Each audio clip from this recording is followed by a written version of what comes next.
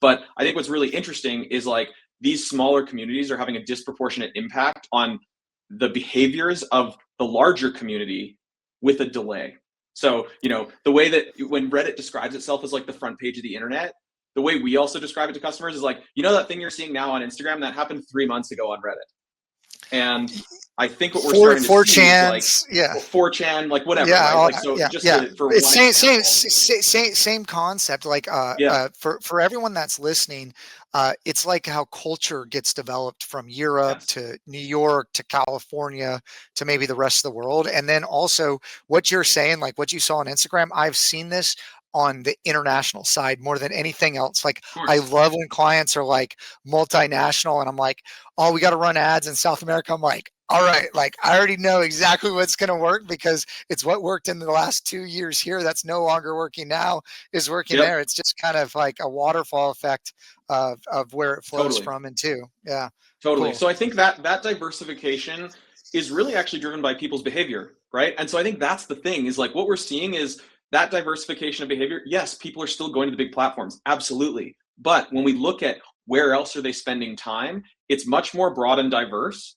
And a lot of organizations aren't necessarily set up to monitor or even understand that, right? Like it's one thing. And again, when I say monitor and understand that, notice that I didn't say show up there and be active.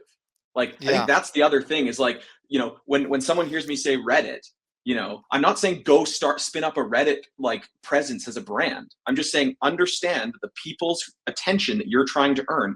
That is where they're spending time.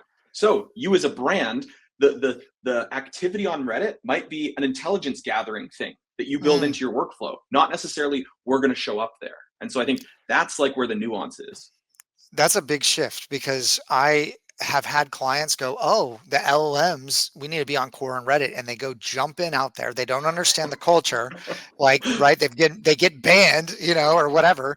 And it's clear self-promotion. And that's not what these communities want, but you should go and, what is it called? Lurk, like go lurk around and understand what's going on. And from an intelligence gathering, you now know what's going to hit your broader market sooner. It's kind of the, the wellspring of whatever you're going to do. I think that's a great takeaway and a great kind of mind shift for people. What else? I think that, so I think with that, like separating when we think about marketing, right? Like there's like the activation output, but then there's also like operationally, what are we setting up for? And so I think like, that's why I always call that thing out. Cause it's like, oh, there's this big diversification of channels. And most people go, oh yeah, we need to go be on that channel. And it's like, no. You just need to be aware of that channel and you need to set up the infrastructure to understand what's happening there so that you can be better prepared to plan whatever's next. So I think, that's how I would summarize that. The next one, I don't know if this is, I'm curious your take on this. I think most brands have organic social completely backwards.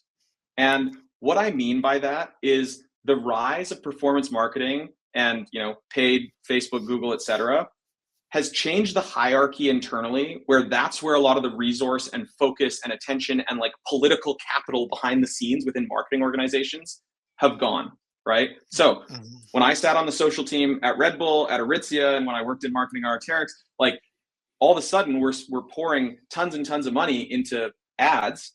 Internally, I might say, hey, this is an idea, but the person running, $10 million in ads, their opinion is going to trump me because like, oh, well, that's where the majority of our investment is going. And so we've seen this play out with, hey, we've made these campaigns, we've run these ads and like off we go. And then usually what happens is like that creative just gets shoveled over to the social team and is like, hey, post this. That is completely backwards. For sure. I mean, Gary, go ahead. It's probably the same thing that Gary talks about. Organic social needs to be your petri dish, where what you actually need to do is publish as much content as possible on organic social, establish what a baseline performance is, and anything that pops from that, that's what you double down on and throw ad dollars on and get after. 100%. I think what you're saying has been like the conversation for SEOs for so long, right? Like it fits into social as well. Is just like you got the attribution on the ads, so you see that clear line, so you throw more money at ads, and so it's been disproportional how much money people spend on ads, and and we're I'm seeing it in all kinds of models on the pay-per-click just get bid up to where the model breaks. And it's like, Yep. this doesn't even work anymore from a customer acquisition standpoint. Now we have to think about new channels and new Yep. strategies and workflows and, all Yep. these sort of things. And so, yeah, I mean, that's what I keep hearing Gary say. And we were doing that for a long time before he even started saying that, because like you could put it out there on Twitter, you could put it out there on Instagram. And like, here's the thing, like I posted a post on LinkedIn recently, and I knew based on how it responded, and I posted on Facebook as well. Yep. I knew based on how it wouldn't give me access to the analytics. And they're like, we're still trying to figure it out. I was like, oh yeah, this one's going viral, right?